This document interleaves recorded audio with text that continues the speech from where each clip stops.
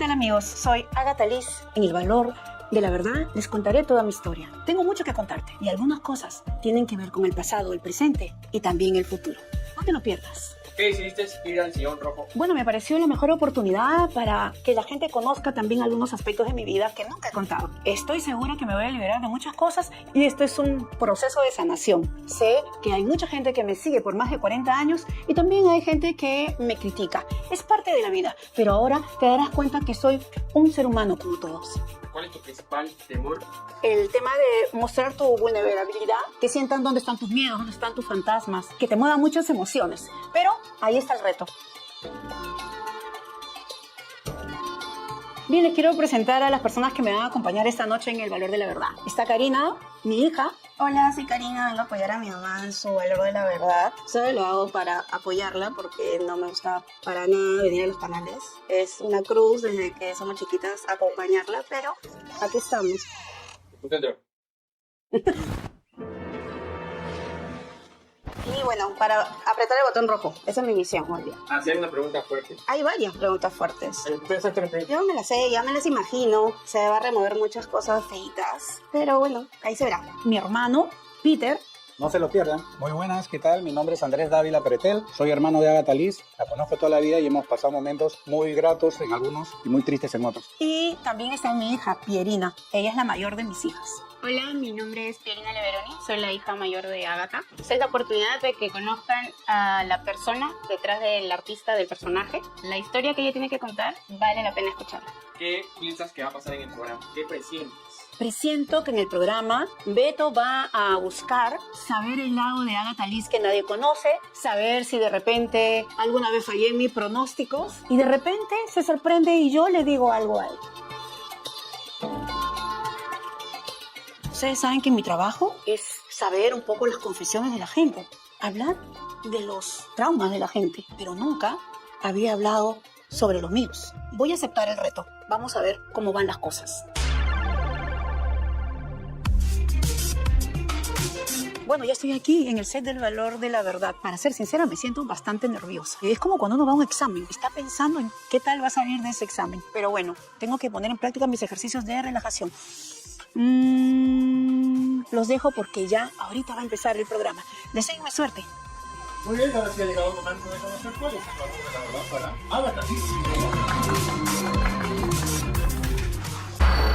Miriam Cecilia Dávila Pretel, mejor conocida como Agatha Liz, la brujita de Chollywood. Marcada por las humillaciones y abandonos, Agatha supo ganarse su espacio gracias a los astros, las velas y las cartas.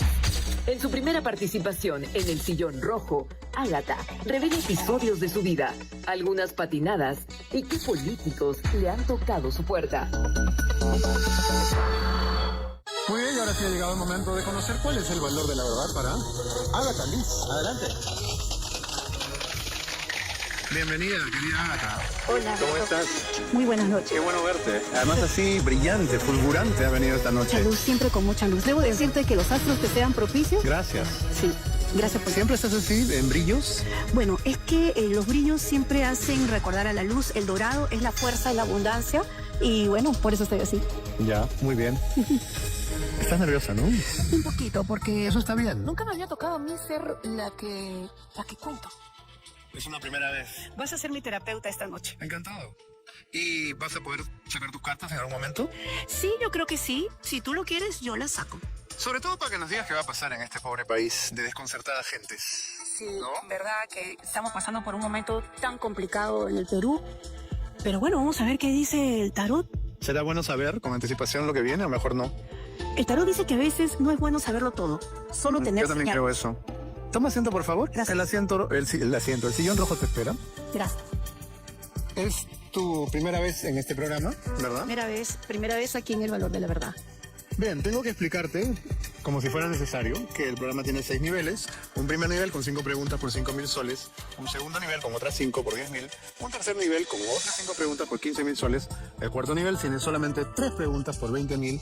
El quinto, 2 preguntas por 25.000. Y el sexto nivel es solamente la pregunta 21, que si respondes con la verdad, te llevas a casa 50.000 soles. Y si fallas, no te llevas nada. Así funciona la cosa. Así es el juego. Así es el fútbol. También tienes un comodín que es, como todo el mundo sabe, el botón rojo de Betano. Antes de explicar su funcionamiento, aprovechemos para que me presentes quiénes te acompañan esta noche. Bueno, esta noche he venido acompañada por las personas que forman parte de mi vida. En primer lugar, mi hija, Pierina, que es la primera que está en el sillón. Hola, Pierina. Mi hija mayor. ¿Qué tal? De ahí está mi hermano, Andrés. Le decimos Peter. Andrés y le dicen Peter, ¿por qué? Es una historia larga de cuando yo era pequeño. Ok, está bien. ¿Y quién más viene? Karina, mi segunda hija, Karina Leverón. Hola, Karina. Bienvenida al programa. Bueno, tenemos que probar si el botón rojo de Betano funciona correctamente. Podríamos hacer la prueba cualquiera de los tres. Ok. Bueno, estábamos pensando en la producción que este va a ser un programa muy fácil para ti, porque como tú ves el futuro vas a ganar los 50.000 porque vas a saber cuál es verdad, cuál es mentira y todo. Es un poco suicida invitarte. Sí, cualquiera pensaría que es así, pero ¿No es así? no creo que sea así. He aprendido que nunca hay que ser ni soberbio, ni tampoco quererlo saber todo, ¿no? Siempre hay que tener solo una señal y dejar que también el universo funcione. Bueno, vamos a comenzar a jugar porque esto es un juego. No te olvides. Y lo tomo así, por eso que respiro profundo. Ya estoy relajada. Empezamos. Pregunta 1. Agatha Liz, ¿predijiste la caída de las Torres Gemelas?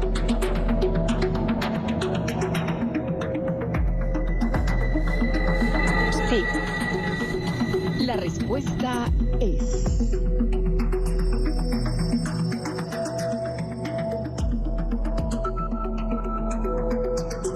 verdad.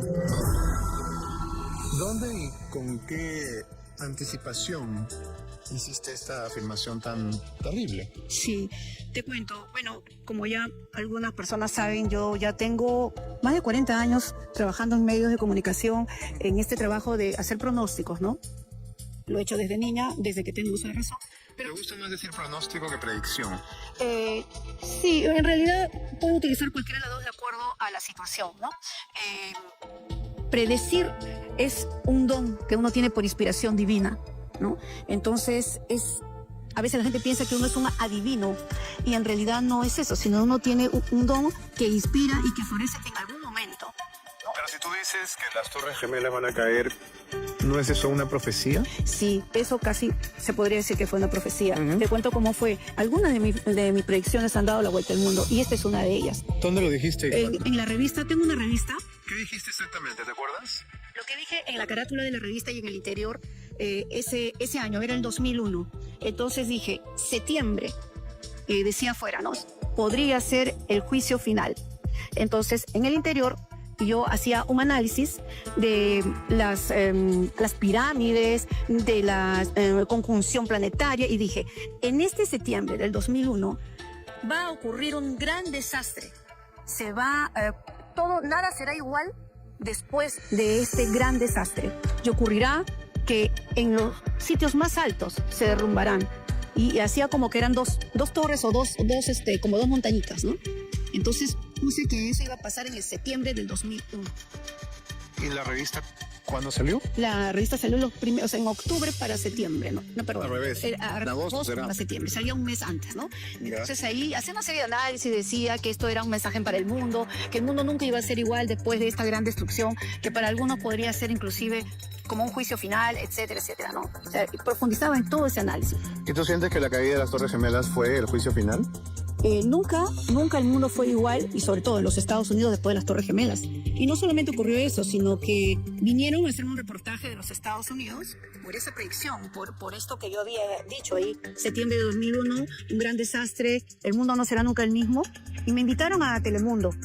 Entonces tuve la oportunidad de participar en varias entrevistas, en programas, y seguía sacando, y cómo así que lo viste, y pasó esto terrible. Inclusive yo estaba en la radio cuando ocurre lo de las Torres Gemelas, y mi locutor, Edgardo Canal, mi compañero, dice, Agatha, está lo que apunta en tu revista, ¿no?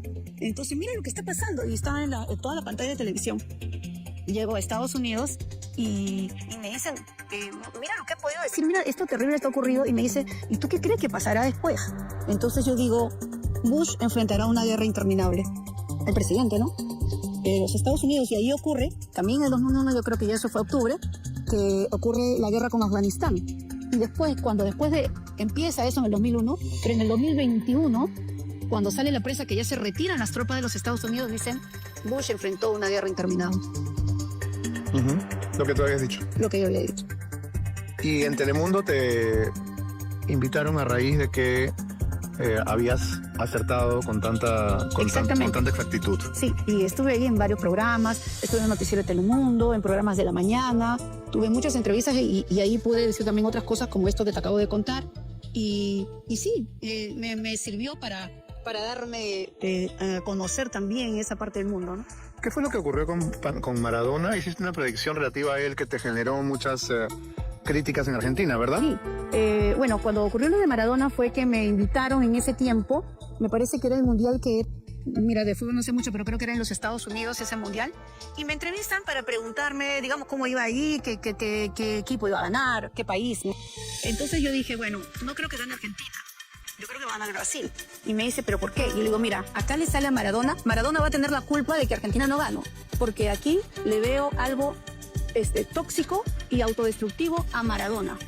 Lo van a detectar y esto va a ser la hecatombe para Argentina. Y ocurre lo del doping de Maradona. Y eso hace que en Argentina sale la prensa y me llaman y me retan, ¿no? Y me dicen que cómo yo era posible, ¿no? Que yo me meta con Maradona, con el Dios, ¿no? Y yo le digo, bueno, pues es que es eso lo que sale, que él va a hacer algo de autodestructivo, es algo tóxico, no sé qué es, pero lo van a detectar y adiós con Argentina. Y pasó, pues, ¿no? Lo sacan de la cancha a Maradona, le hacen el antidoping, le sale positivo y a Argentina le fue muy mal, ¿no? Y me odiaron en Argentina. Me llamaron de una radio y una señora que dijo que era bruja, me retó y todo eso, ¿no? Bueno, tú no dices las cosas para caer bien, dices lo que ves. Como te dije hace un ratito, es una inspiración y a veces vienen esas señales y uno las dice. Pregunta 2. ¿Fuiste la consejera de 4 presidentes del Perú?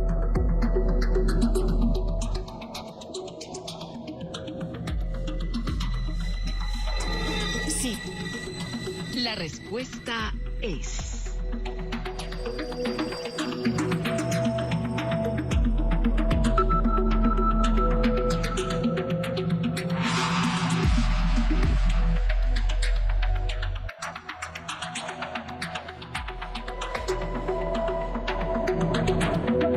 verdad. ¿No vas a contar de quiénes? Muchos han hablado del tema con Alan García, con Humala, con Fujimori fue súper evidente porque a Fujimori cuando era un candidato desconocido, vino a uno de los programas en los que yo participaba y ahí le dije que él iba a ser presidente y que además él iba en su gobierno iban a capturar a Abimael Guzmán, ¿no? Y eso se lo dijiste en 90. Y eso se lo dije en el 90 y ahí tomaron fotos, había prensa y ahí sí tomaron las fotos de cuando sacaba la carta y todo eso, ¿no? Y también ha estado el caso de Toledo y otros casos más, ¿no? ¿Y con Alan García tuviste amistad? No, amistad en sí no. Yo creo que fue curiosidad de parte de él, que me hizo algunas consultas, ¿no? No, te lo he preguntado porque he escuchado que Agatha Liz es compañera. Mira, en las redes sociales sobre todo ya me han dicho que soy aprista, que soy fujimorista, cuando estaba Vizcarra que era vizcarrista. Ahora ya no sé qué me han dicho, pero de todos los presidentes me dicen que soy. Yo no soy en ningún partido. ¿Y en qué circunstancias un primer mandatario convoca a Agatha Liz? ¿Guerras, pandemias, Sí. crisis políticas? Sí. Mira, lo que más le preocupa a un presidente, a un político, a un presidente, es, primero, ¿por dónde están mis enemigos? ¿Están cerca? ¿Están lejos? ¿Qué tanto daño me pueden hacer? Un poco paranoico eso, ¿no? Viven en una paranoia siempre constante, ¿no? Y también qué tanta suerte voy a tener para terminar mi mandato o para reelegirme. Bueno, cuando son candidatos, para llegar a ser y luego para seguir, porque el hambre del poder es así, ¿no? Y porque terminar el mandato debe ser la obsesión, ¿no? Después de todas las vacancias sucesivas que hemos visto. Sí. El logro ya no es ser electo, sino completar los 5 años. Claro, en el caso de Castillo, que siempre le dije de que su gobierno iba a ser súper breve y que ahí lo iban a sacar. Y que principalmente lo iban a sacar porque lo iban a traicionar las personas más cercanas a él. Y el día que... Esto pasó el 7 de diciembre, creo, el día que él que a él lo vacan o que hubo el intento de... No, el 7 de diciembre fue el golpe de Estado. El golpe de Estado. Yo el día 6, en un programa de radio noche anterior, yo dije, ¿no? Mañana, como se sabía que iba a haber votación y todo eso, mañana se le voltean las cartas a Castillo. Mañana le sale la carta de la justicia. Cuidado, esto es cárcel. Mañana va a ser un día que todos los peruanos no vamos a olvidar. O sea, va a ocurrir algo muy fuerte. Pero lo que le digo es que se le voltean todos los votos. ¿La Carta de la Justicia siempre es cárcel? Dependiendo cómo salga, porque en ese momento la pregunta era cuál era el peligro para él. Y yo dije, el peligro para él es la cárcel. Y al día siguiente estaba ya detenido, estaba en la cárcel. Sí, claro. ¿No? Pero nadie se imaginaba que iba a dar un golpe de Estado. Nadie se imaginaba. Y eso condice con lo que dije que nunca íbamos a olvidar, como que iba a quedar para la historia. Y bueno, queda para la historia este día, ¿no? Entiendo que con Fujimori también fuiste consultada en la coyuntura tan dramática de la toma de rehenes en la residencia del embajador de Japón. E inclusive en la revista lo publiqué. La mayoría de las cosas en las cuales predicciones importantes que he tenido están o publicadas o en videos, o sea, hay documentación. Yo inclusive lo publiqué cuando, bueno, recordarás momentos tan terribles que vivíamos todos de zozobra con los rehenes en la embajada. Y bueno, por lo menos la mayoría de la gente no sabía cómo se iba a resolver. Muchos pensaban que tal vez lo mataban, otros que si realmente iban a soltar a los que estaban presos, no los terroristas. Nadie sabía cómo se iba a resolver este tema. Entonces hice un...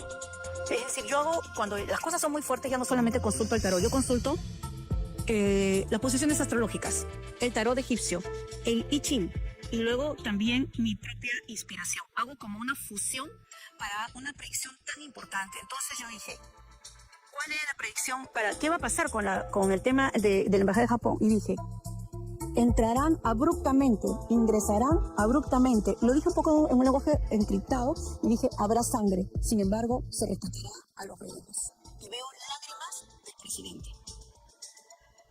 Lloró Fujimori, si me recuerdas.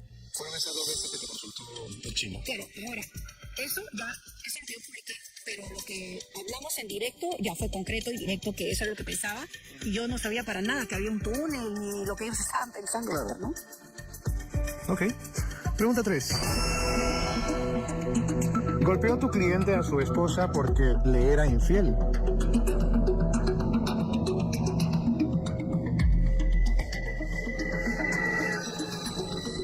Sí. La respuesta es...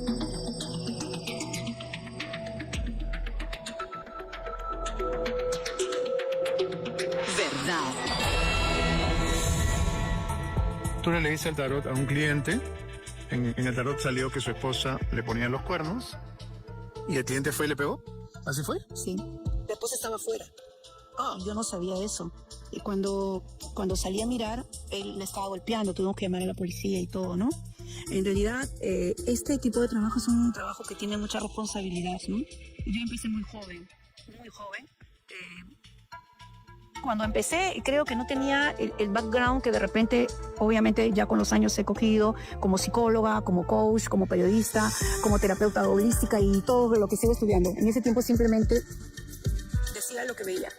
Entonces yo estaba muy jovencita y me hicieron esa pregunta y el señor me insistía, ¿no? Pero dime.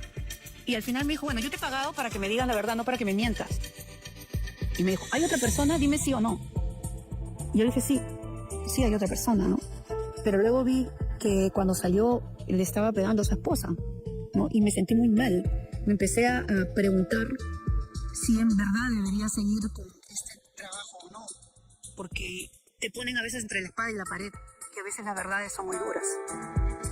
O la gente no está preparada para escucharlas, ¿no? Como cuando tú le puedes ver a alguien que va a morir, tiene un problema de salud, y te dice, bueno, hay gente que dice, mira, si tú ves algo malo, mejor no me digas. Ajá. Como hay otros que dicen, mira, dime la verdad, porque en realidad yo quiero dejar mis cosas ordenadas si esto es algo muy malo, ¿no?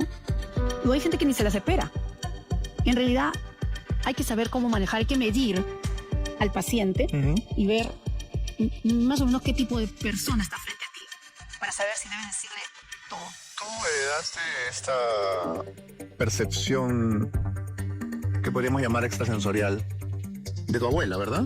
Sí, vengo de una familia en donde han habido ancestros, mujeres gitanas, mujeres con un don.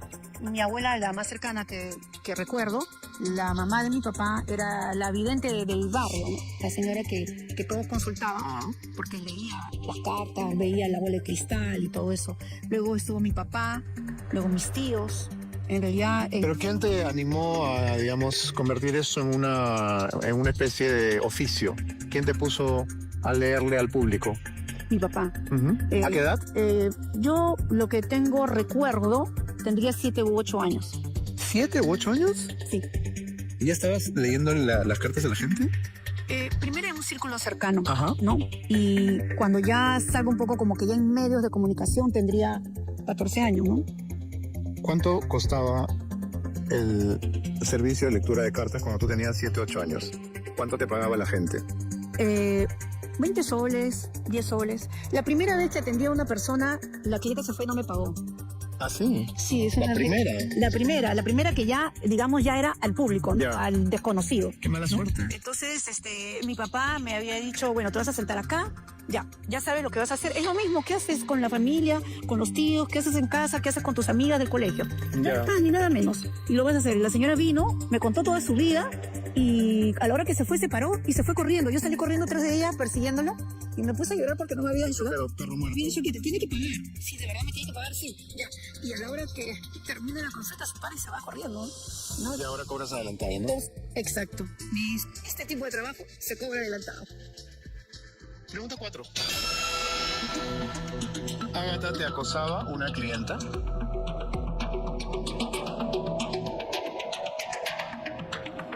Sí. La respuesta es...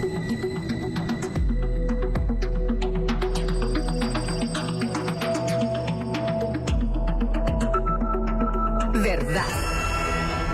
Esta es una historia cinematográfica que, claro, yo ya la he leído, pero me gustaría que la relates al público con el mayor detalle posible. Una oportunidad me visita una clienta o paciente y pues ahí me está contando que ella está enamorada de una persona.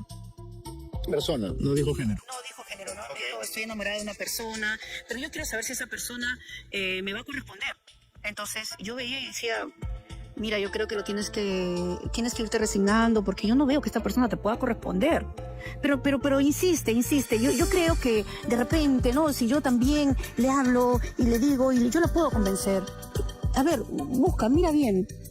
Y yo seguía mirando y le digo, bueno, la verdad lo lamento, pero yo no veo que esa persona te pueda corresponder. Entonces mi madre me dice, ¿y tú sabes quién es esa persona? Y ahí se me nubló porque no podía ver quién era. Y me dijo, esa persona eres tú. Entonces, yo me quedé un poco como sorprendida, ¿no? Entonces, le dije, bueno, yo creo que justamente lo que te he estado diciendo es tal cual, ¿no? O sea, que creo que no te has equivocado y que no, yo no podría corresponderte, ¿no? Me dijo. ¿Pero solo te lo dijo o trató de acercarse más? Lo que pasó fue que cuando le respondí eso, ella se paró. Y entonces yo dije, ¿qué va a pasar acá, no? Porque creo que intentaba darme un beso, ¿no? Entonces se paró y se me acercó y yo me hice para atrás. Y justo el consultorio donde en ese momento yo atendía no tenía otra puerta, ¿no? Que dice que uno siempre tiene que tener otra puerta por atrás, pero no tenía una puerta. Ella estaba parada justo por donde yo podía salir. Entonces yo dije, espérate, creo que te estás equivocando. Entonces me dijo, no me estoy equivocando. Se paró y se le puso en la puerta y pensaba, no me quería dejar salir. Entonces yo traté en principio controlarme y no asustarme demasiado, ¿no? Y le dije, por favor, permíteme salir, ¿no? Y me dijo, no te vas a salir de aquí hasta que me des un beso, ¿no? Entonces, yo lo que hice fue, felizmente que la parte del costado de mi consultorio era como de madera y empecé a hacer así para que alguien viniera, ¿no? Pedí auxilio, en pocas palabras, ¿no? Y nadie imaginaba qué era lo que estaba pasando dentro. Pero ya como vieron que yo tocaba y tocaba, ya vinieron y la tuvieron que sacar prácticamente a la fuerza. ¿Pero ahí se terminó el acoso o continuó? No, ¿Continuó? continuó durante mucho tiempo. Meses, creo que hasta años. Escribía, mandaba mensajes, estaba esperándome en la esquina, estaba por la puerta, por donde yo me presentaba, salía y estaba ahí. Porque decía que estaba enamorada de mí y que ella sabía que me podía convencer, ¿no? ¿Y es la única vez que te ha pasado esto o es frecuente que los clientes o pacientes se entusiasmen contigo? Me ha pasado también con clientes varones. Me imagino. Sí, también me ha pasado eso. Y diciendo como que te he visto varias veces, tú me gustas y haciéndome propuestas, ¿no? Y he tratado siempre de mantener esa distancia, ¿no? Muy bien. Pregunta 5. ¿Participaste en la Ouija cuando eras niña?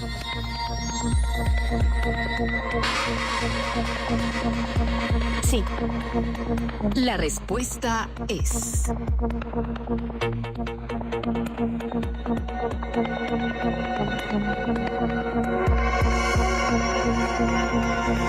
verdad. Participar en una Ouija implica, hasta donde yo sé, jugarse con la fuerza más oscura, ¿verdad? Sí. En mi caso, habían esas sesiones en mi casa porque yo tenía unos tíos que junto con mi papá consultaban y ya ellos hacían, hasta ahora ya entiendo, hacían consultas fuertes. Por ejemplo, una de las cosas que yo escuché es que hablaban del crimen de Banquero Rossi. Ajá. Por ejemplo, ¿no? De ese tiempo. Sí. Una de las cosas. Y así cosas fuertes consultaban en la Ouija. Entonces, yo era niña y eso lo hacía en el comedor de la casa. Entonces yo, para ir a la cocina, yo tenía que salir de mi dormitorio, pasar por el comedor para ir a la cocina a tomar agua o algo. Entonces, cuando yo pasaba, a ellos como que la bandejita se les empezaba a mover. Entonces mi tío recibía mensajes, pintaba de los pintores famosos, era un medium. Bueno, cuando yo pasaba me dice, ven acá. Yo dije, ¿qué? Ven acá, siéntate acá. Ella tiene algo. A ella le pasa algo, ella tiene un don. Porque cuando ella pasa, se empieza a mover la bandejita, se empieza a mover. Siéntala acá. Entonces yo le senté y me dijo, pon tu dedo acá.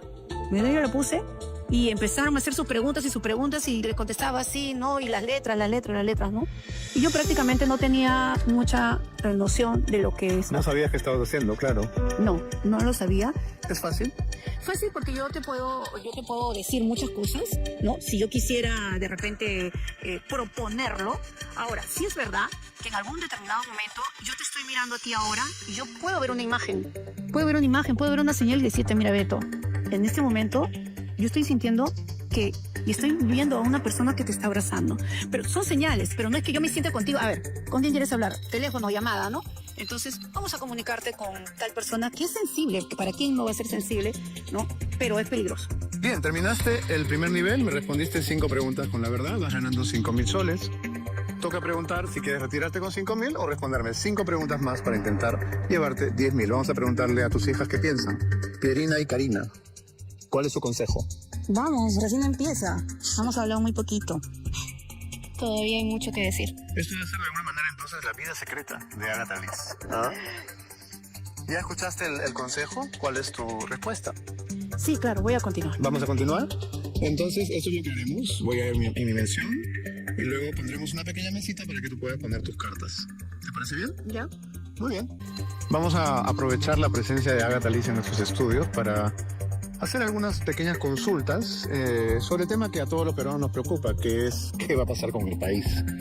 Consultemos qué va a pasar, por ejemplo, con el exalcalde de Lima, Rafael López Aliaga. Me dijiste López Aliaga. Sí, ¿por qué? Vamos a sacar 3 cartas a ver cómo le sale a... Bueno, de hecho a él le sale la carta del nuevo comienzo. Esto significa esta nueva etapa que él está viviendo, en donde él ha renunciado a la alcaldía. Y realmente, pues es ahora recién que se ve el trabajo. ¿Qué significa cuando algunas cartas salen de cabeza? ¿Es relevante o no? Sí, es relevante. Entonces hay una aquí que está de cabeza, Sí, la especulación. 1 y 2 que están de cabeza. Y la otra se llama el aprendizaje. El aprendizaje. El aprendizaje de por qué está de cabeza. Justamente en la carta del aprendizaje le dice, cuidado, que no por mucho madrugar amanece más temprano. Es un llamado a la humildad. A la humildad, tal cual. Es eso lo que le dice. Muy bien. Sigamos entonces con Martín Vizcarra, que dicen que no va a poder ser candidato, que está inhabilitado, pero otros sospechamos que sí lo van a poner de todas maneras en el partidor. Claro. ¿Qué va a pasar con Vizcarra? Hay recursos que puede él tener. Oh, bueno, vamos a ver cómo le salen sus cartas a Martín Vizcarra.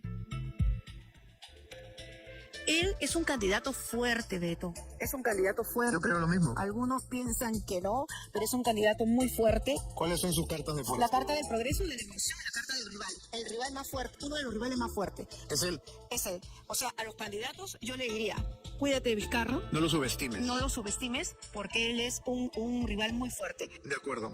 Keiko Fujimori. Keiko Fujimori, vamos a sacarle 3 cartas en este momento. A ver, ¿qué le sale?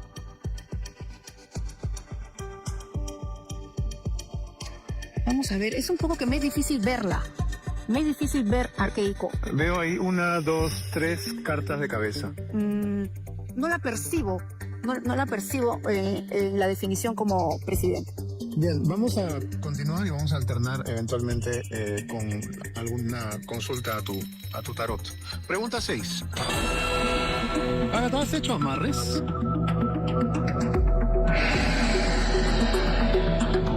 Ajá. Tu hermano Peter se abalanzó sobre el botón rojo. ¿Por qué será? ¿Le has hecho un amarre a él, seguro? No, en realidad nunca he hecho algo así. ¿Nunca ha sido necesario? Nunca. No tienes que responder porque ya la pregunta fue anulada. Tengo que ir a la pregunta repuesto. Pregunta 6. ¿Salvó tu vida una premonición?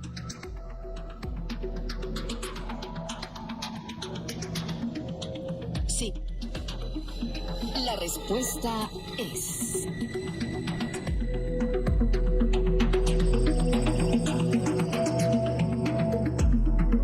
verdad. Una premonición es, podríamos decir, una visión. Es que tú visualizas lo que te va a pasar, o lo sueñas, o lo sospechas. Sí, pocas veces en realidad veo cosas que se anticipan para mí, pero sí me ha pasado, pero poco. Más siempre es para otras personas, inclusive para mis seres queridos, ¿no? Pero este caso fue realmente algo que de verdad que salvé la vida. Te cuento, pues yo he trabajado muchos años en radio, he trabajado en RPP, en Radio Panamericana, Radio La Crónica, bueno, no sé, tantas radios, pero donde duré más fue en RPP y en Radio Panamericana, donde estuvieron mis momentos de gloria. De gloria, Claro. tal cual. Y entonces yo viajaba, por lo mismo que la radio estaba para todo el Perú, viajaba a todo el Perú, hacía presentaciones, giras. En una de esas ya estaba todo preparado, mi representante había viajado a Arequipa para prepararme y todo, y yo llego después, como suele ocurrir cuando alguien va a hacer una presentación. Entonces yo tenía mi pasaje para viajar. ¿Recuerdas la fecha? No recuerdo bien, pero la gente sí se tiene que acordar porque era en Fawcett. Fue un avión que se cayó y que iba a Arequipa Tacna, me parece, y que era de Fawcett. Te cuento cómo pasó. Yo iba para Arequipa, tenía mi pasaje en la mano, me iba por Fawcett, y aquí viene el tema de los sueños. Esa noche tengo un sueño y empiezan las imágenes y me veo en un lugar oscuro, parecía como una playa, y el viento, no parecía las películas de terror, el viento, y yo solamente me miraba los pies y me veía como con una bata blanca, y veo mis pies bajando las escalinatas del avión, pero cuando termino de bajar de un avión destruido, entonces cuando termino de bajar, trato de caminar y me tropiezo, trato de tomar otro rumbo y me vuelvo a tropezar, y cuando miro el piso, eran cadáveres, y yo digo, están todos muertos, ¿no? Y sentía que la brisa me llevaba así, y eso, y me horrorizaba porque veía puros cadáveres a mi alrededor. Y me despierto muy preocupada, ¿no? Y le cuento a mi mamá, y le digo, mamá, mira, justo he soñado que yo salía de un avión que estaba destruido, se había estrellado, y estaban todos muertos. Y ella me dice, ¿y vas a viajar? Claro, tengo que viajar porque ya está todo listo, ya me han anunciado, está todo preparado, yo estoy viajando. Y me dijo, pues, no viajas. ¿Cómo que no viajo? Yo tengo que ir, o sea, ¿cómo es esto que te presentan y todo? Tú sabes, es un compromiso y no vas a ir. No vas y no vas. Si tú me quieres, si quieres a tu madre, no vayas, no viajes. Pero mira, tengo el pasaje en la mano, lo voy a perder. Me llamó mi representante y me dijo, ya está todo listo, no voy a viajar. Pero ¿cómo que no voy a viajar? Y dile que estoy enferma, no sé, no puedo, me siento mal. Bueno, y ahí se cayó el avión, donde yo viajaba, iba a viajar. Se cayó este avión, donde todos murieron. Yo recuerdo que iba creo que a Arequipa y Tacna. Y todavía recuerdo que al día siguiente igual viajé y viajé con todos los cadáveres, porque iban recibiendo los ataúdes, ¿no? Los ataúdes que estaban en la parte de la bodega del avión. Fue el vuelo 251 de Fawcett y murieron en ese trágico accidente 123 personas. Ahí está. Increíble. Increíble, increíble. Y recuerdo que había una congresista, sé que era fujimorista, no recuerdo ahorita su apellido. ¿Lozada, puede ser? ¿Carmen Lozada? Sí, creo que sí. Me parece que un familiar de ella había fallecido ahí. Me parece. En ese accidente. Sí, porque recuerdo que cuando viajé el otro día la gente asustada se subía del avión, ¿no? Después de eso que había pasado. Y salvé la vida gracias a ese sueño. Pregunta 7. Ágata, ¿conversabas con los muertos de niña?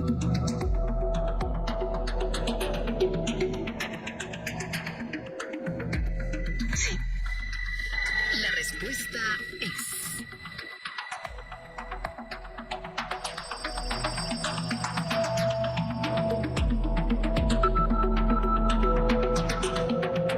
verdad. ¿Cómo es esto de conversar con los muertos? Bueno, yo era niña, tendría, no sé si 8 años, más o menos. Vivíamos en Jesús María con mi mamá, mis hermanos. Somos 5 hermanos. Y mi mamá se prestaba, bueno, no la pasábamos muy bien económicamente. Mi mamá se prestaba a veces inclusive de la vecina, que si el gas, que si esto, ¿no? Para cocinar. Y entonces yo había estado conversando con la vecina como casi todos los días, viendo qué era lo que se iba a cocinar y que mi mamá en qué momento la señora terminaba con su comida para prestarle a mi mamá que si la oía a su cocina, un turno. Y mi mamá, bueno, ya la señora me había dicho ya lo que se iba a cocinar. Y mi mamá me dice, hoy no hay comida. ¿Cómo que no hay comida? Vamos a ver dónde lo hacemos porque la vecina falleció. ¿Cómo que falleció? Si yo estaba conversando con ella. Me dice, hijita, tú te haces muchas imaginaciones. La señora ha fallecido y ya tiene como 2 días. Y yo le digo, mamá, yo estuve conversando con ella y todavía la señora me dijo que hoy ella no iba a cocinar. Y entonces luego me di cuenta de que la señora está muerta, ¿no? Me pasó también con mi abuela. Yo tenía a mi abuela esta por parte de madre, que la recuerdo con mucho cariño porque ella siempre estaba jugando a su solitario. Después he sabido que con el solitario también miraba el futuro. Estaba siempre con sus cartas. Vivía en el mismo edificio donde vivíamos nosotros y ella siempre conversaba conmigo. Cuando después ya no la veo. Me habían dicho que estaba enferma. Yo siempre subí a verla y me habían dicho que estaba enferma. Y una noche, no, ya era de día. Ya vi por mi ventana, porque mi dormitorio estaba en una ventana, y vi mi ventana y ella entró, ¿no? Y siempre era tan cariñosa conmigo. Siempre me decía que juntas íbamos a guardar ese tesorito, que era un monedito azul con raya blanca donde guardábamos el sencillo y lo escondíamos. Y me decía, ahora ya no vamos a jugar. Y yo le digo, ¿pero por qué? Y me dice, porque ahora me tengo que ir. Y le dije, ¿pero por qué, abuelito? ¿Por qué te vas a ir si yo quiero jugar contigo? Y me dijo, ya después lo entenderás. Y me tocó, siempre recuerdo que me hizo así, me dio un beso. Y se fue. Y bueno, yo dije, voy a contarle a mi mamá que abuelita está bien y que va a jugar conmigo, no ahora, pero yo sé que después voy a subir a verla. Y luego siento que la gente gritaba, lloraba. ¿Qué pasa? Abuelita había muerto, ¿no? Abuelita Victoria. Y vino a despedirse de ti. Y vino a despedirse de mí. Habló conmigo, me besó, me acarició. ¿Y cuando tú contaste eso, te creyeron? Al comienzo nadie me creía, pero luego mi papá se dio cuenta y le dijo a mi abuela, la vidente que te conté, es su mamá, y dijo, ella es, ¿no? Ella es la que está siguiendo la tradición de la familia. Pero mi papá me decía algo, ¿no? Tú tienes un don, pero que nunca, no quiero que te traten como a mi mamá, como la bruja del barrio. Tú tienes que estudiar y prepararte para dar un mejor servicio, conocer la conducta humana. Prepárate. No te quedes solamente con el don. Tiene que ser arte y ciencia. La pregunta 8 es la pregunta wow y no la voy a formular yo. La va a hacer tu amigo Tito Reyes. Adelante, Tito. Buenas noches, Beto. Buenas noches. Buenas noches, Ágata, mi gran amiga. Pregunta wow. ¿Te abandonó tu padre?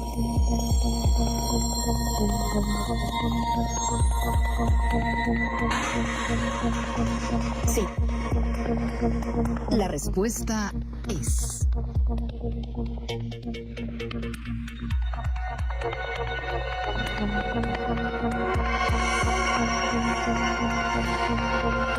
verdad.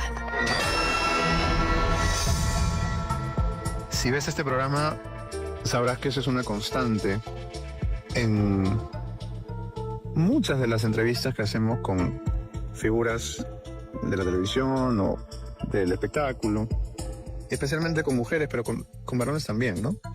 Parece que hay una triste tradición de abandono paterno que no sé si hasta el momento se mantiene, pero siempre esa pregunta es, la respuesta a esa pregunta siempre es sí y siempre es verdad. ¿Qué edad tenías cuando tu papá se fue? Casi 12 años, creo, aproximadamente, sí.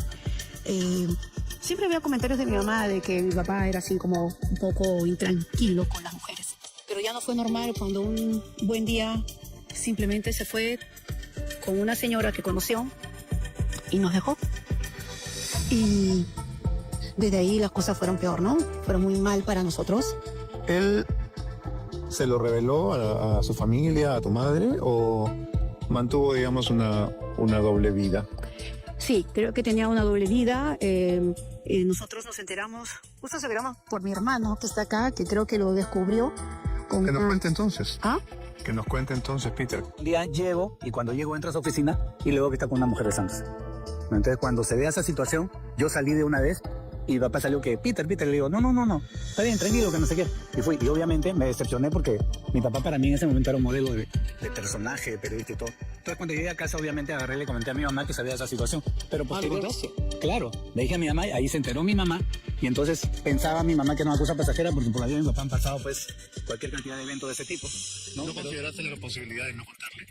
Lo que pasa es que, como yo te digo, o sea, como ella te ha contado, nosotros hemos sido prácticamente la figura que hemos tenido presente siempre ha sido mi mamá.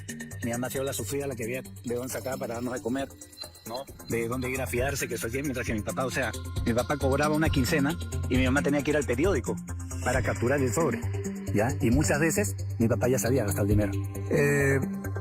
¿Este abandono te marcó? ¿Te hirió mucho? Sí, mucho, Beto, mucho. Todos tenemos una herida de la infancia, decimos los terapeutas, ¿no? O varias. O varias, ¿no? Y que tienen que ver con las figuras parentales. Ya hablando de mi caso, y para no hacerla tan larga, de repente contarte que mi papá se fue en un buen día. Nos enteramos que inclusive ya tenía un hijo con esta persona.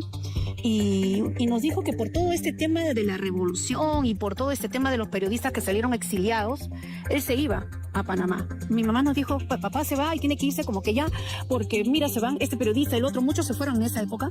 Claro, pero se iban los periodistas perseguidos por el régimen. Perseguidos. No persiguiendo a una señora. Exactamente, yo no sabía si él era perseguido y todavía... O perseguidor. Nosotros nos fuimos chiquitos todos a hacerle, porque en ese tiempo tú podías mirar el avión ahí, ¿no? Claro, no, papá, en la terraza del Jorge Chávez antiguo. Sí, y le hicimos adiós. Y luego después nos enteramos que esta señora, que ya tenía un hijo con él, lo habían quedado, me imagino, y lo alcanzó en Panamá. Y se fue. Y nos quedamos acá. Mi mamá, que era una señora que solo se dedicaba a su casa, con 5 hijos. Y realmente, desde ahí empieza la parte más dura, creo, de mi vida, porque cambió mi vida por completo, ¿no? Ya habían las necesidades económicas, ya mi mamá tenía que prestarse del costado, del otro costado. Tenía que hacer muchas cosas para darnos de comer porque era... Hacer milagros, ¿no? Hacer milagros. Y él se fue y nos dijo, sí, de vez en cuando envió dinero, pero nosotros comíamos todos los meses, ¿no? No de vez en cuando, ¿no? Claro. Entonces, cuando nos enteramos de que ya estaba prácticamente con su otra familia en Panamá, yo no lo podía creer, no lo asimilé. ¿Cómo definirías ese sentimiento? ¿Te sentiste abandonada, defraudada, traicionada? He tenido que trabajar mucho el tema del abandono, ¿no? Del síndrome del abandono que tienen muchas mujeres, en el caso con el papá. Y lo sigo trabajando porque realmente a partir de ese momento no nos quedó otro camino, tanto a mí como a Peter, de un día decidir que no nos quedaba otro camino que ir a buscar a nuestro papá a Panamá. La historia de llegar a Panamá es llegar sin nada, con una mano atrás y otra adelante. $2 estás diciendo la cantidad exacta o estás Sí, exagerando? $2 que le pusieron el bolsillo a él. ¿Qué puedes hacer con $2? Nada. Y en esa época tampoco. Y lo terrible para mí, Beto, es haber llegado a Panamá con 15 años, sin conocer a nadie, absolutamente. Y cuando mi papá me vio aparecer, no creía que era yo que estaba ahí. Pero yo fui porque yo dije, si no voy yo, como entre los hombres a veces se apoyan, yo tengo que ir para ayudar a mi mamá y a mis hermanos. Porque ya esto de comer huevo frito o sancochar fideos, o a veces no tenerla, tiene que acabar. O sea, yo tengo que ir y buscarlo y decirle lo que está pasando. Y hacer que él, de alguna manera, tal vez ayudarlo a que pueda enviar el dinero, ¿no? Y Pero fue a recoger a Peter al aeropuerto. Y cuando llegué al aeropuerto, yo no quería bajar, porque dije, ¿ahora qué va a pasar cuando me vea, no? Entonces yo vi que Peter se paró y que alguien lo saludó. Y él hizo así, ¿no? Y luego cuando bajé yo me puse una capucha, porque no sabía qué iba a pasar cuando me viera. Y cuando me vio, me reconoció y me saludó, pero me di cuenta ya que era cierto, que él, para mí como niña, ¿no? Nos había traicionado. Cuando a mí me mandó, estaba con un amigo, y a mí me mandó en el carro del amigo y se fue con Peter en otro carro. Entonces yo dije, entonces es verdad. Nos dejó. Es cierto. O sea que el ídolo se me cayó, ¿no? ¿y por qué prefirió irse con Peter y dejarte a ti de lado? Porque yo sabía que Peter le iba a decir, como Peter a veces trabajaba con él en el periódico, en las revistas, en algunas cosas, yo sabía que entre ellos como hombres, él iba a decir, mira, está pasando esto. O sea, yo estoy aquí acompañado. Sí, pero Peter le había contado a tu mamá lo que vio. Sin embargo, Tampoco era su cómplice. claro, no era su cómplice, pero yo vi que se lo llevó a él y a mí me mandó con otra persona en otro carro. ¿Por qué no me recibió? ¿No? ¿Por qué no estuvo conmigo? Y nunca viví con él en Panamá. Nunca viví con él. ¿Nunca viviste con él? No. ¿No te llevó a su casa? Corrimos en las calles, pasamos hambre. La lluvia de Panamá, vivir en la calle, que te caiga todo el calor de 40 grados a veces, y luego la lluvia torrencial. ¿Pero por qué viviste en la calle? Si fuiste a buscar a tu padre y tu padre te vio. Porque supongo que la señora que estaba con él no le dio permiso para que nos recibiera. Bueno, papá puede conseguir otro lugar, alquilar una Sí. pensión, un hotel, lo que sea. A mí me ha costado mucho trabajar todo esto y reconocer que el principal culpable de mi papá, porque él es el que tenía la responsabilidad. Pero es lo que pasó, es lo que pasó. Dormimos al principio en la alfombra, en la oficina donde él trabajaba con otros doctores. Y luego a mí me llevaron a una casa,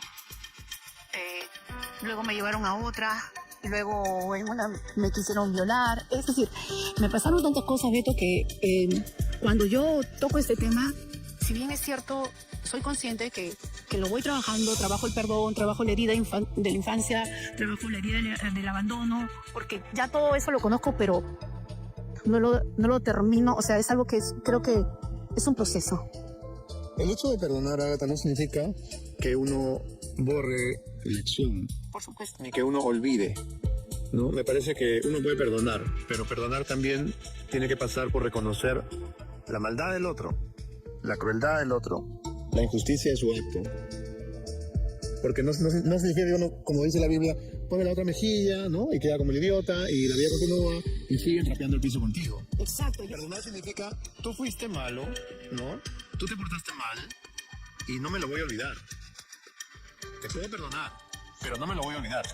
Exacto, exacto. Y mira que yo he podido conocer lo que hubiera sido fácil para mí, la verdad te lo digo, prostituirme. Claro. Porque no tenía para comer. Y bueno, era Eres una niña. era una niña, algunos dicen un poquito agraciada, y con mis 15 años me pasaron tantas cosas, y era lo más fácil, pero yo preferí trabajar. Y trabajamos, ya ahí éramos periodistas, escribíamos revistas, vendíamos publicidad para las revistas, caminamos con mi hermano, y llegó un punto en que no teníamos para comer, y gracias a Dios, porque Dios siempre te pone ángeles en el camino, que teníamos un amigo que fue el que se hizo responsable para nosotros en la universidad, porque ahí estudiamos periodismo en Panamá, tenía una panadería. y mi hermano se iba en las noches, no habíamos comido, y le tocaba la puerta. Ya para eso mi papá ya no estaba, porque mi papá duró en Panamá un año y medio, donde cuando aparecimos, y sobre todo aparecí yo, la gente empezó a decir, qué feo. Y resulta que tenías estos hijos y resulta que la señora, o sea, no es tu esposa, porque tenía una esposa que era mi mamá, ¿no?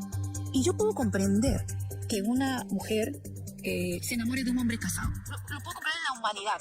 O sea, puede ocurrir. Yo me puedo enamorar de un hombre que es casado, que tiene hijos. Pero yo lo que no puedo comprender es la maldad. ¿En qué sentido? En que yo como amante vaya y me burle de tus hijos.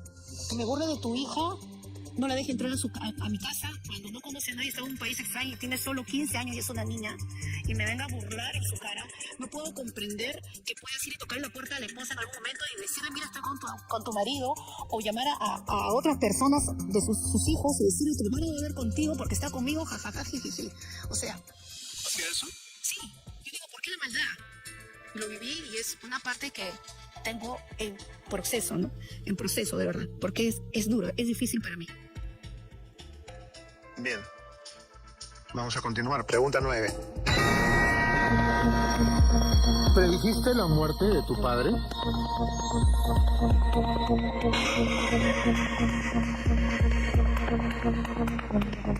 Sí.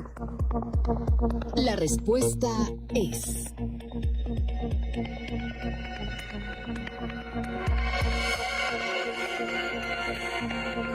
verdad.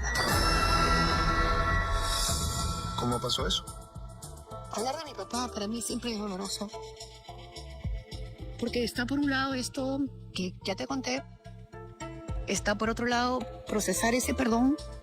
Un día, cuando después que regresé de varios años de Panamá, porque él se regresó con la señora y nosotros nos quedamos allá viéndolas cómo lo resolvíamos. Un día le escribí una carta y le dije, tú hiciste esto y esto, así como tú lo has dicho. Esto y esto. Nos dejaste, éramos 5 y mi mamá nos crió con tanto amor y con tanto cariño que no nos enseñó a olvidarte. Y nosotros te hablamos, compartimos contigo. De alguna manera siempre eres nuestro héroe cuando hablamos con la gente. Y debe dar gracias de eso, porque realmente otros hijos no te hubieran volteado a mirar. Pero sin embargo, yo quería decirte todo esto. Y se lo llegué a decir, creo que no me habló 1 año o 2 años. Eso pasó cuando regresé de Panamá. Y de ahí empezamos una nueva etapa. Luego vino en algún momento, se sacó a mí. Además, él es mi mentor. Él es el que me enseñó todo lo que yo sé. ¿Te das cuenta de esa contradicción? O sea, él es el que me dio los mejores consejos, el que siempre estaba diciéndome, mira esto no, mira esto sí. Que te puso a trabajar de Que me chiquito. puso a trabajar también, es verdad. Por un lado era mi héroe y por otro lado, la persona que me hizo más daño, ¿no? Sí lo sé. Pero bueno, los años fueron pasando y hemos pasado muchas cosas juntos y creo que por esa herida de la infancia, nosotros los terapeutas decimos que lo que queremos hacer algún mecanismo de defensa para sanar nuestras heridas, tomamos el papel de me meto en mi burbuja, dependo emocionalmente de alguien, soy el salvador, la rescatadora. Yo creo que yo tomé un poco ese papel. Yo con mi mamá le he acompañado hasta el último momento de su vida. Cuando pude, ya mi hermano, él se quedó en Panamá cuando yo volví. Traté de ayudar a mis hermanos siempre y yo, se puede decir que mantenía a mi mamá desde los 13 años, ¿no? Y trabajaba para apoyarla, para ayudarla, para estar al lado de ella y estar siempre con ella. Y mi papá luego se integra nuevamente a este grupo y ya compartíamos más cosas y todo. Yo, con esa carta, aunque él nunca me pidió perdón, yo lo perdoné.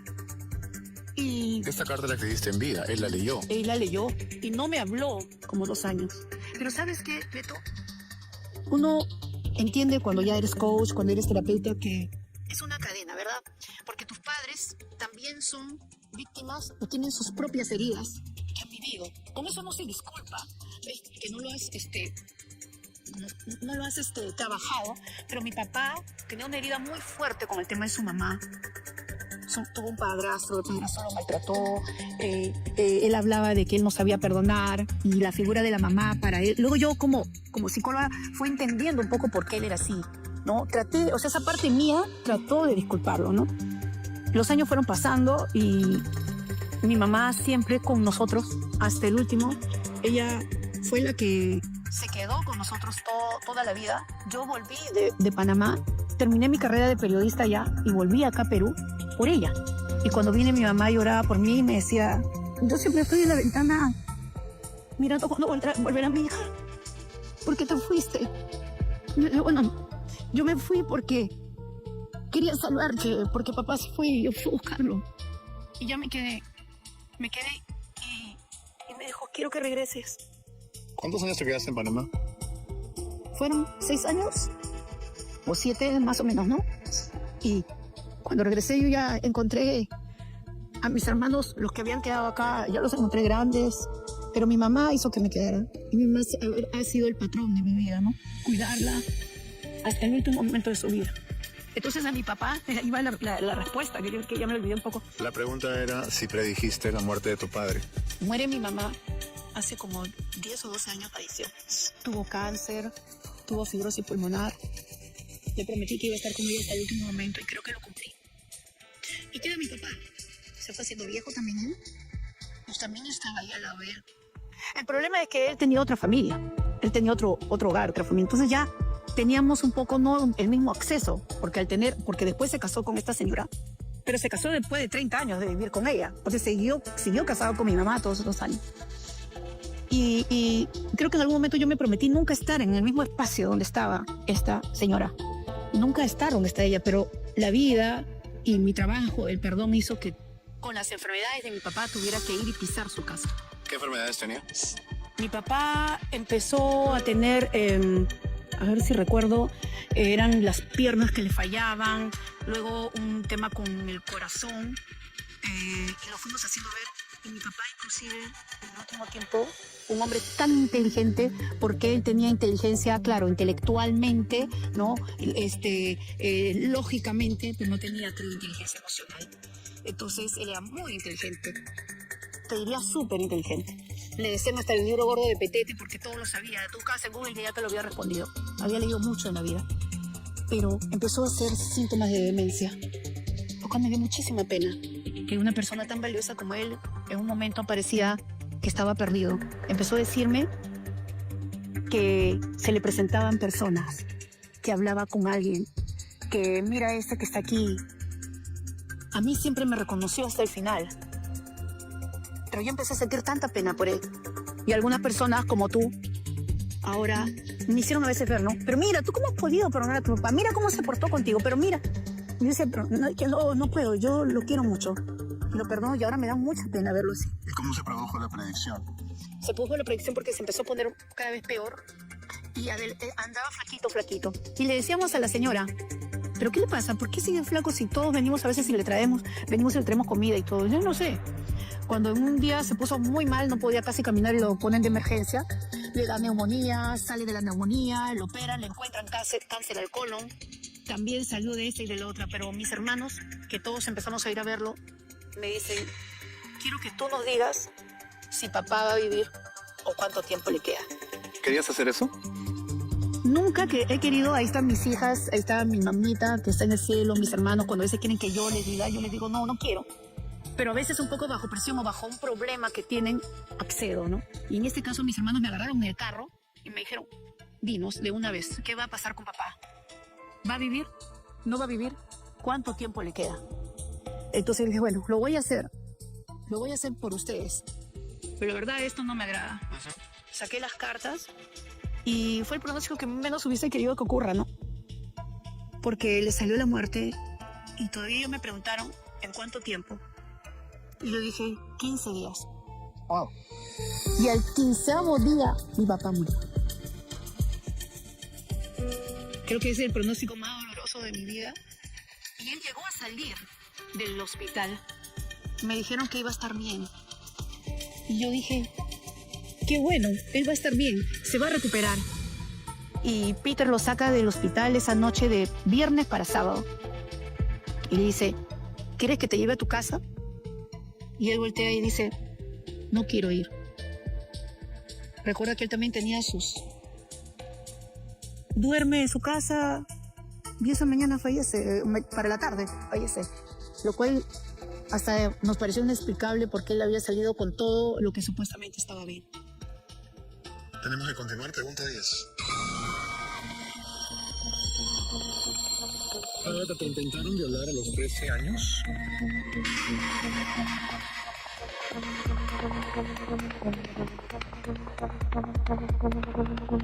Sí. La respuesta es...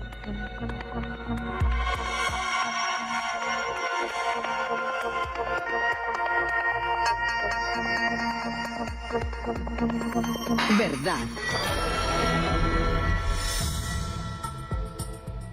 Fue en uno de tus trabajos, ¿verdad? Mi qué primer, trabajabas mi- en mi ese primer momento? trabajo, digamos, en un lugar, fue en un circo. Yo trabajé para un circo y ¿Qué hacías? las relaciones públicas, o sea, hacía las notas de prensa para mandar a los medios y todo eso, ¿no? Tenía 13 años. Llega un señor y me dice que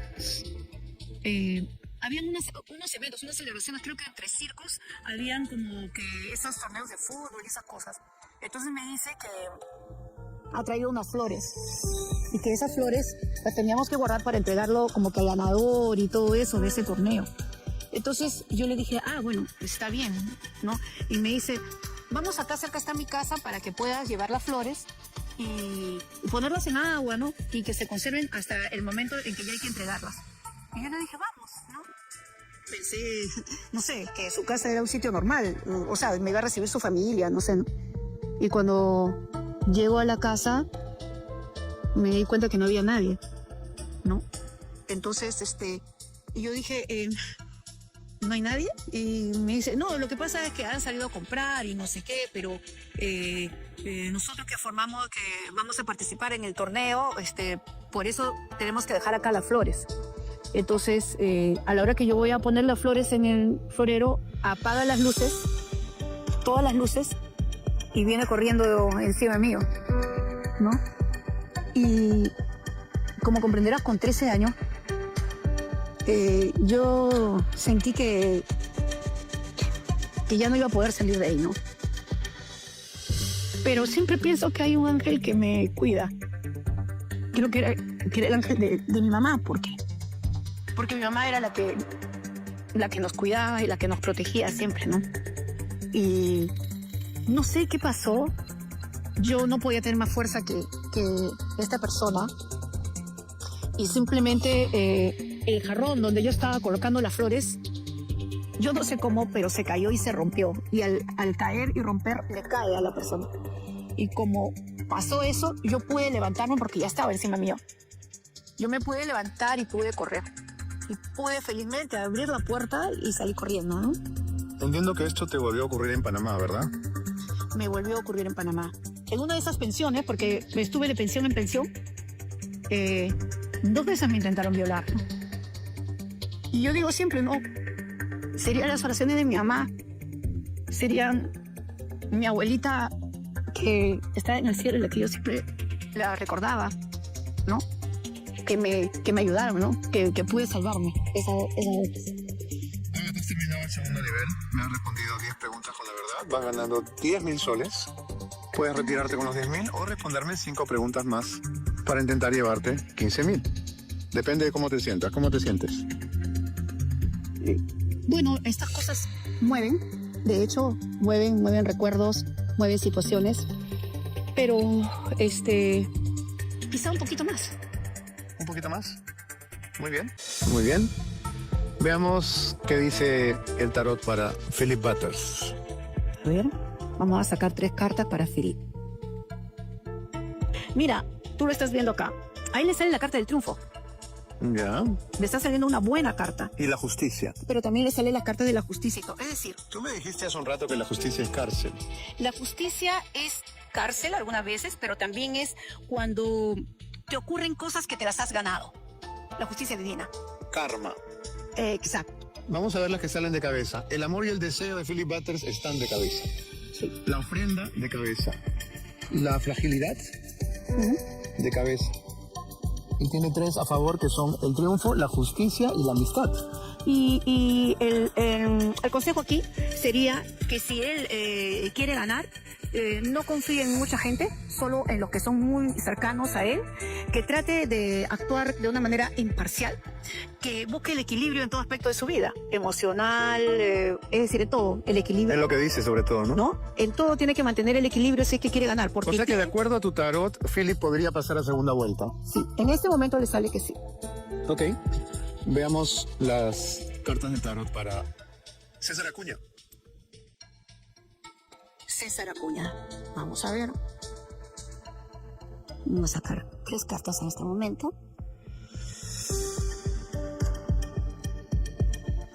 Bueno, aquí a él le sale el arcano del mago. El arcano del mago.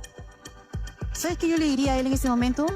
Que él un poco ha estado gobernando también. Sin duda. O sea, no. Un poco si bastante. fuera el presidente le saldría que, señor, usted está gobernando, ¿no? Porque le sale el arcano del mago, ¿no? Pero luego le sale el arcano del intercambio de cabeza, que no es bueno, y de la anticipación. ¿Qué interpreto yo acá? Interpreto que él, justamente cuando ha tenido el poder en la mano, podría más bien haber perdido muchos adeptos, muchos seguidores Por haber estado tan ligado a Dina Boluarte. al poder, Sí, claro. exactamente, ¿no? A ver. Y ese es el arcano del desconsuelo, de la tristeza. Acá sale que ha estado sosteniendo a una mujer en el poder. La sacerdotisa, Mira tú, mira Qué tú, curioso. ¿no? Pero sale de cabeza la Sale de sacerdotisa. cabeza, porque esta sacerdotisa ya no es parte, Ya ya le fue. cortaron la cabeza. Ujú. Siento que hay energías negativas para él, pero es más que nada por haberse expuesto tanto en este gobierno. Así que va a tener que trabajar mucho. Veamos un último candidato, Carlos Álvarez. A ver, Carlos Álvarez. A él le salen cartas en las cuales... a ver, Generosidad de cabeza. Asesoramiento de cabeza. sí, que dice estas dos cosas. Una, que no está con un grupo como que está invirtiendo un montón de... Porque tú sabes todo lo que se juega acá cuando están postulando, ¿no? No está dentro de un grupo como que se la está jugando toda por él, que estamos poniendo dinero, esto. Está de una manera medida. O sea que la gente que apuesta por él también apuesta por otros caballos. Exactamente, exactamente. Y hay algo que tiene que ver con él, con su personalidad. Bueno, como a todos los candidatos siempre le sacan cosas así escondiditas. Ujú. Entonces van a jugar mucho a eso. Él es una buena persona hasta donde yo los... Van a jugar a sacarle cosas A escondidas. sacarle qué tiene de oscuro, qué tiene de escondido, qué tiene de malo, qué pasa con él, su mamá, su papá, su familia, su hermano, no sé. Cosas muy personales, ¿no? Que van a salir como, Que van a salir como a la manera de atacar. como denuncia de campaña, digamos. Sí, exactamente, Para desnudarlo frente a los electores. por supuesto. ¿Podría ganar? Vamos a ver, vamos a sacar una carta a ver si él podría ganar. ¿Por qué no? Hay una buena carta que él de todas maneras va a quedar. Ese es el arcano de la preeminencia, carta del poder. Significa que de alguna manera va a estar en el círculo del poder. Esa carta que habla de los secretos que van a salir a la luz, ¿cuál es? ¿Cuál es la carta? El arcano de la inmortalidad. Este arcano, según el tarot, esta computadora mística mide muchas cosas de la vida de una persona. Y acá dice como que hay una debilidad En su vida privada. en su vida privada que van a tratar de machacarle con eso para poder de alguna manera debilitar su candidatura. Será entonces de que él pueda sobreponerse a esos misiles que le van a disparar Tal cual. para poder seguir adelante o caer en el No camino. caer en el camino. Muy bien, Si no es ahora, será más adelante. con paciencia. Continuamos, pregunta 11. Ágata, ¿trabajaste de empleada cuando eras niña?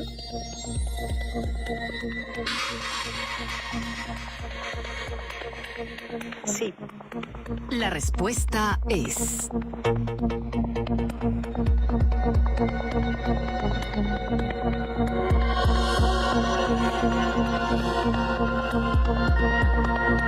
verdad. Cuando decimos empleada, se entiende empleada doméstica, empleada de casa, ¿verdad? Sí, hice de todo. Cuidé niños, limpié pisos, trabajé de ambulante, limpié casas. Pero en este trabajo eras empleada cama adentro, cocinabas, limpiabas. ¿Cuáles eran tus labores? Sí. Tenía que cuidar 2 niñas y tenía que limpiar la casa. ¿Vivías en la casa? Vivía en la casa.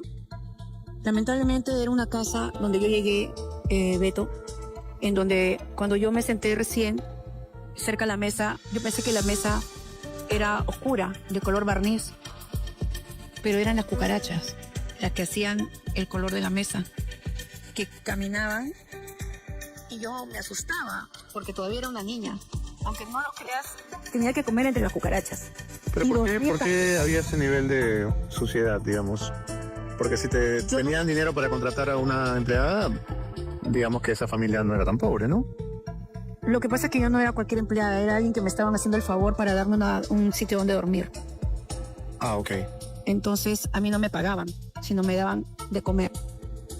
Ah, solamente te daban cama y comida, Sí, no dinero. no. No me daban dinero. Y el lugar no era pues el ideal, ¿no? Es trópico, ¿no? Panamá es trópico y hay muchos animales. Es selva prácticamente, ¿no? Y hay muchos animales. Yo siempre he vivido en la costa. Sí, pero no hay necesidad de convivir con las cucarachas, No, ¿no? obvio. Por muy tráfico que sea. Obviamente, sí. No sé por qué era así. También una noche que me desperté, me estaba caminando un animal muy grande por acá, por el brazo. Yo me acuerdo que me desperté, grité, ¿no? Y me decían, pero ¿tú por qué lloras? ¿Acaso en tu país no hay eso? ¿Acaso en tu país no hay cucarachas? ¿Acaso en tu país no hay libélulas? ¿En tu país no hay eso? Como yo tenía 15 años, no había salido nunca de mi casa y vivía acá en Lima. Y yo le dije, no sé si habrá, pero nunca me ha caminado por encima, ¿no? O sea, y tenía que dormir en una cama de una plaza compartiéndolo con otra chica, que era la sobrina de la señora donde yo vivía. O sea, yo no tenía ni siquiera una cama, ¿no? Entonces, tenía que aceptar lo que pasara, ¿no? ¿Cuánto tiempo viviste así? Un par de años, ¿no? Y el señor de la casa también intentó, ¿Abusar de ti? sí. ¿Y qué hiciste? Bueno, rezar, porque no me queda de otra. No, y como te digo, yo siempre, yo creo que eso me ha hecho ser quien soy ahora, a través del tiempo.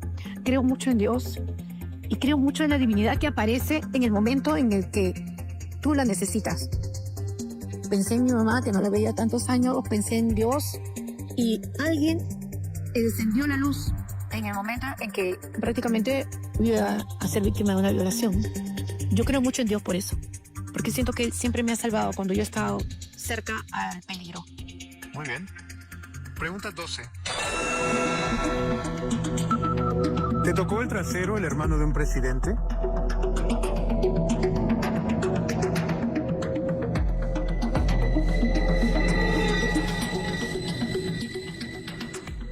Sí. La respuesta es...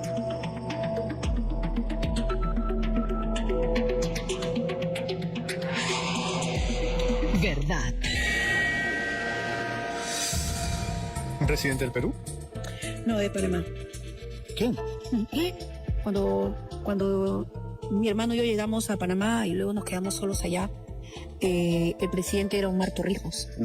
Me dijeron que vaya a un sitio donde se concentraban todos los casinos. En ese tiempo los casinos eran muy, digamos, populares ahí en Panamá. Acá creo que no había casinos en ese tiempo. Fui a buscar trabajo porque me dijeron que necesitaban a alguien que pudiera escribir a máquina como secretaria.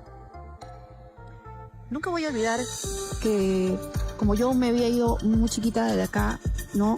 Y llegué a Panamá y yo quería... Mi mamá no me dejaba a mí ni lavar la ropa y habían detergentes muy fuertes allá y a la hora de yo lavar la ropa y vivía con mi hermano, me salieron ampollas en todas las manos. Pero me dijeron, tienes que presentarte mañana y sabes escribir a máquina, ¿sabes eso, el otro? Dije, sí, yo puedo hacerlo. Porque como yo hacía notas de prensa y todo desde chica, como periodista, entonces fui, pero yo tenía mis manos de llagas. Porque el detergente me había sacado llagas en las manos. Entonces, a la hora que me tocó mi prueba, yo con las llagas y con todo traté de escribir. Porque yo necesitaba comer. No teníamos para comer. Entonces, cuando yo termino de escribir, yo me doy cuenta de que de todas maneras estaba en desventaja entre las demás que estaban tomando la prueba. Porque yo estaba con las manos con puras vendas. Y a la justa podía sacar los dedos, que me estaban sangrando. Entonces, dije, bueno, ya... No me van a tomar a mí. Y una señorita me llama y me dice, la llaman a la oficina del gerente. Y cuando entro me encuentro con el mismísimo hermano de Omar Torrijos, que eran gente muy poderosa allá. Y me dijeron, mira, acá está tu prueba de mecanografía, te has equivocado un poco. Yo le dije, disculpe señor, lo que pasa es que tengo las manos, me salen sangre, porque he tenido que lavar ropa y nunca antes lo había hecho. Y me dijo, pero no te preocupes. Tú te puedes quedar acá si tú quieres, que puedes tener trabajo. Búscame mañana en tal dirección. Entonces yo recibí la dirección y me di la vuelta para irme y me toca el trasero, ¿no? Y yo me quedé, no sabía qué hacer, y cuando volteé a mirarlo me dijo, ya estás ganando la primera parte de tu trabajo. Y mi hermano, que está acá presente, estaba afuera, y la verdad que yo salí y solamente lloraba, ¿no? Porque ante una situación como esta, cuando tienes hambre, porque esa es la verdad, tú puedes dedicarte a muchas cosas, ¿no? Puedes hacerlo más fácil, pero eso no lo quise hacer, ¿no? Pero ¿cuál fue tu reacción en el momento? ¿Buscaste a tu hermano?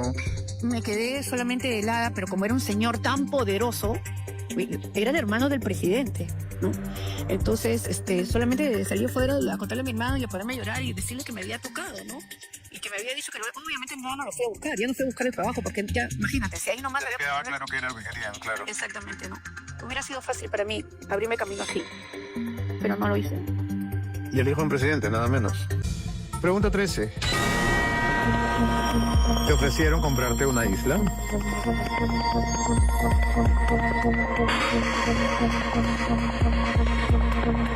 Sí. La respuesta es...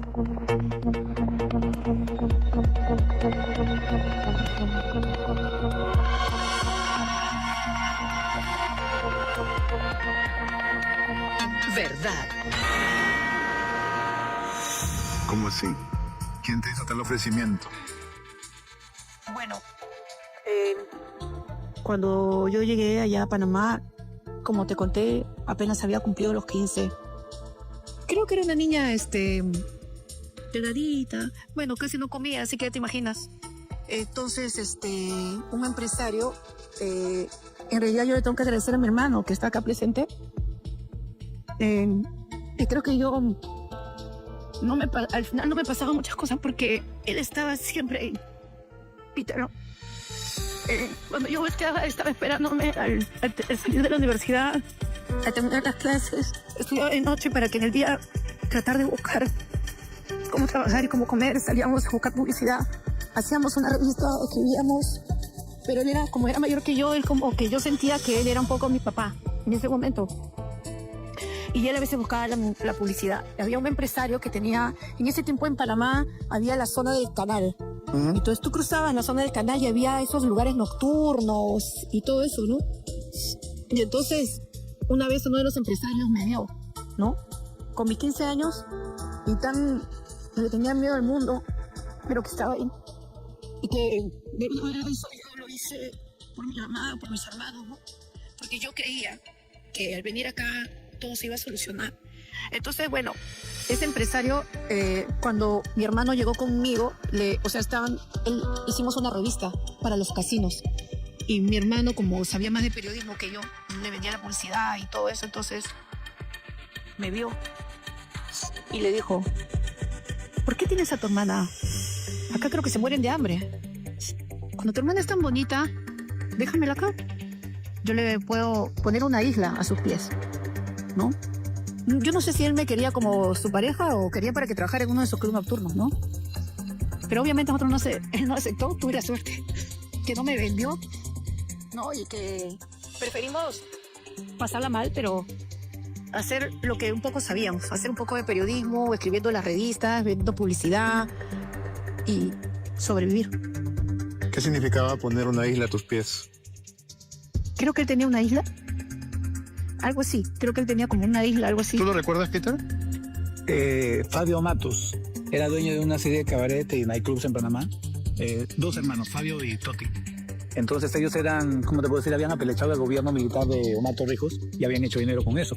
Como esos locales que estaban al frente de lo que era la zona del canal, se llenaban de gringos, ¿no?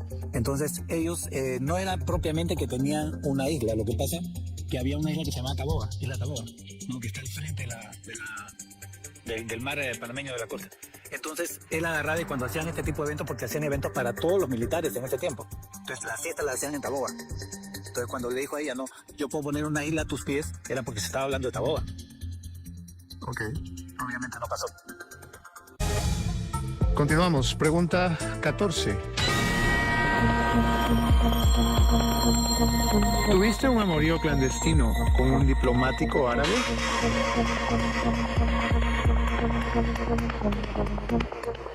Sí.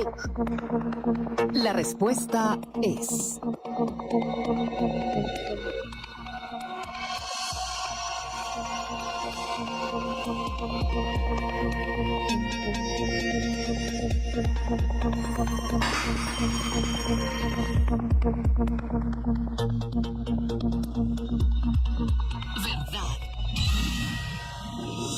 ¿Quién era este diplomático árabe? ¿Y cómo lo conociste?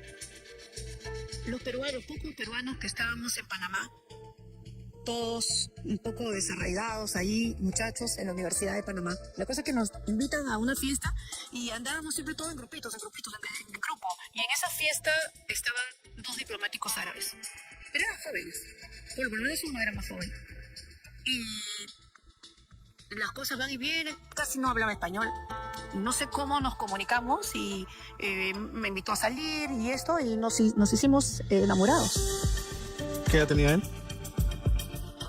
Yo tendría 15 o 16 y él tendría 21, 22. Bien joven para diplomático, ¿no? Sí, era bastante joven. Árabe, era de Libia. En esos tiempos estaba... ¿Gaddafi? Muammar Gaddafi, exacto. A veces un poquito de los nervios no me dejan. Y bueno, esto era un régimen muy fuerte. Sí, claro. Él, como era joven, yo no, la verdad que ahorita no recuerdo cómo él era un diplomático árabe. No sé si por herencia, por sus padres, no lo sé. Pero él era un diplomático árabe. Y me empezó a enamorar, le hice caso. Y ya venía con una limusina y con un chofer. Tuvimos un amor que duró un par de años, más o menos. Pero en algún momento me di cuenta que era un poco a escondidas por el lado de él, porque él no tenía el permiso de enamorarse con una chica, digamos, que no es de su cultura, que no es de su círculo. Yo no sabía eso. ¿Quién debía darle permiso? Su gobierno, Ok. ¿no? Entonces, fue pasando el tiempo y íbamos y veníamos como enamorados, y él venía en unos carros que yo lo veía un poco grandes, ¿no? Decía, ¿por qué será? Y él, en un determinado momento, desaparece. Y es porque le habían estado haciendo seguimiento, porque en un momento dado, él se comunica con Perú, acá en Perú. ¿Con quién hablaba él? Acá en Perú, lo que te quería contar es que él llamó a Perú a hablar con mi papá y con mi mamá. ¿Para? Para darle, que le den permiso, porque él quería que yo sea ya su novia, su compañera, entre comillas, su esposa. Pero el plan de él era escapar de la diplomacia, porque era un diplomático, escapar y venirse como en su locura, ¿no? Acá a Perú, a esconderse por no sé dónde para quedarse conmigo y salvar nuestro amor, ¿no? Qué romántico. ¿No? Muy romántico, ¿no? Y Es imposible. imposible, tal cual. Por eso era romántico. Porque Gaddafi un poco casi lo mata. De un momento a otro desapareció. Y yo no sabía por qué, y lo habían mandado a Cuba, ya lo castigaron, lo mandaron a otros países, ¿no? Y ya no lo pude ver, no nos pudimos despedir. ¿Nunca más lo viste? No, ya no lo vi. ¿Es cierto que tú leías el Corán con él? Claro. Y hacía el Ramadán. Leía el Corán, hacía el Ramadán. ¿Cómo aprendiste eso? Con él. Pero, o sea, una cosa es enamorarse y otra cosa es adoptar la cultura. Y no podías comer carne. Cuando es el Ramadán tú no puedes comer carne, porque son musulmanes, ¿no? Ah, te volviste directamente O sea, musulmán. prácticamente era como una musulmana, ¿no? Y yo solamente podíamos comer cuando caía el sol. No todo el día tenías que estar. La ilaha illallah, wa ashhadu Muhammad Rasulullah. ¿Qué es eso? Es el rezo a Mahoma, ¿no? Entonces me dice la ilaha illallah, wa ashhadu Muhammad Rasulullah. Mahoma es el mensajero de Dios, ¿no? ¿Tú crees eso? Ah, no, pues ¿Lo creíste? o sea, ¿Lo creíste en ese momento? yo he aprendido, porque un poquito para trabajar en lo que yo trabajo he tenido que un poco pasear por las culturas, ver... No, claro. Pero una cosa es que tú, digamos, conozcas una cultura, una religión, y otra cosa es que lo creas. Sí, en ese momento tenía 15, 16 años. Simplemente te adaptaste. Me adapté. Te adaptaste al recipiente que te contiene. Y en algún momento cuando mi papá supo que yo estaba con un musulmán y que él quería desertar y venir acá a Perú a escapar conmigo, porque ya yo terminaba la universidad y mi hermano mayor ya me estaba despachando para Perú, cosa que yo no quería, pero había hecho él una promesa a mamá que me iba a traer. Entonces él dijo, yo me voy contigo, me escapo, iba a desertar, ¿no? Y mi papá, periodista cuajado, me dijo, espérate, cálmate, respira hondo. No lo hagas hacer eso porque a él lo van a matar. Pero tu papá periodista cuajado te había abandonado. ¿Por qué le hacías caso? Pero él seguía en comunicación, no una comunicación de siempre, pero en algún momento se comunicó conmigo y me dijo eso, ¿no? Claro. O sea, el que le sacó la vuelta a la mamá y hizo otra familia dando consejos de pareja. Sí, Sí, ya pues. sí. Y es una especie de, si se quiere, amor-odio, porque mi papá ha sido mi maestro, mi consejero, mi profesor, y el que ha guiado mi carrera hasta que tuvo lucidez. Ujú. Muy bien, pregunta 15. Agatha Liz, ¿te equivocas en tus predicciones?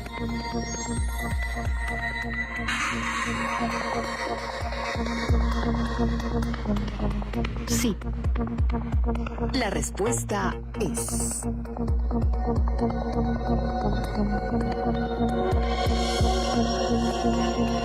verdad. Bueno, errar es humano. ¿Cuál es esa ocasión en que tú recuerdas haber fallado con una predicción pública? ¿En qué ocasión admitirías o recordarías que tu intuición falló? Sí, parto desde un principio y aprendí eso desde niña. He estado con los Rosacruces, he estado un poco con los masones, he estado, bueno, el tema del Corán. He viajado un poco por el mundo místico y aprendí pues a dejar la soberbia a un lado y a pensar que soy un ser humano falible. Entonces yo siempre que he hecho predicciones, además que, modestia aparte, han sido muy famosas en todos estos años. Sin embargo, sabía que sí se puede fallar y que debo ser hidalga de decir, sí, pues fallé o no lo vi. ¿Cuándo fallaste? Sobre todo, yo fallaba mucho en temas de fútbol, ¿no? Porque ahí está en juego mucho el azar. También hay una parte en la que en estas elecciones últimas, quiero recordar que ganó Castillo, ¿no? ¿Y con quién más estuvo con Castillo? ¿Con quién compitió? Sí. Con Keiko. Con Keiko, ahí está. Ok. Ahí ganó Keiko. Yo te digo que ganó Keiko. Entonces, cuando... ¿Sabes que le hicieron trampa? Sí. Fue Obviamente fraude. que hubo todo un tema de fraude, que se habló, pero pruebas en sí no han estado al canto. Entonces yo dije que yo le veía ganando a Keiko, pero que también, eso lo dije antes de las elecciones, sentía que tenía que tener mucho cuidado porque había una mano negra que podía cambiar las cosas. Y bueno, salió Castillo, ¿no? Después habló mucho, ella se resistió y al final tuvo que aceptar el triunfo de Castillo, ¿no? Pero si me quieren poner eso como una tacha, podría ser. También, bueno, en temas del fútbol, he tenido cosas muy buenas, como decir que Perú iba al Mundial, como decir que Paolo Guerrero iba al Mundial, a pesar de todo el problema que tuvo.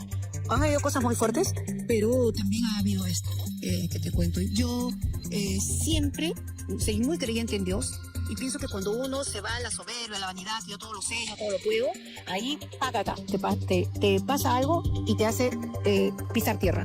Entonces yo siempre digo, ese es mi pronóstico, veremos qué pasa. Eso que acabas de decir es una buena lección o un buen mensaje para los candidatos, ¿no? Sí. Porque en el momento que entra la soberbia, la derrota está asegurada. Por supuesto, porque siempre hay un margen de error. Siempre a mí me han hecho mucho esa pregunta. ¿Qué tanto es aquello que realmente ya está marcado y cuánto es lo que tú haces de tu destino? Y hay un margen que tú manejas. Claro, el destino no está escrito. No está de pies a escrito cabeza. en piedra y de hecho tú haces a favor o en contra de lo que está dispuesto para ti. Hacemos una pausa, amigos, pero no se vayan. Este es El Valor de la Verdad, de Agatha Liz. Muy bien. Nuevamente, ganaste 15,000 soles, me respondiste 15 preguntas con la verdad.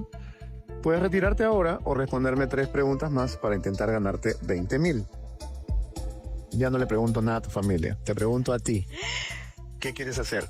Beto, yo realmente agradezco este espacio en el que alguna vez he podido hablar algo de mí, porque yo vivo para hablar de los demás, para servir a los demás. Y este ha sido un pequeño espacio para contar un poquito de mí. Te agradezco y creo que ya ha movido suficientes cosas en mí y yo llegaría hasta aquí. Muy bien, le damos un gran aplauso a nuestra querida Agatha Liz. Acompáñenos, por favor, para despedir el programa aquí de pie. Muchas gracias. Gracias, Beto. Has contado una vida inimaginable. Nadie sabía que habías tenido una vida como esa. Gracias a ustedes también por acompañarnos y como ustedes, amigos, será como siempre hasta el próximo domingo aquí en El Valor de la Verdad. Chau.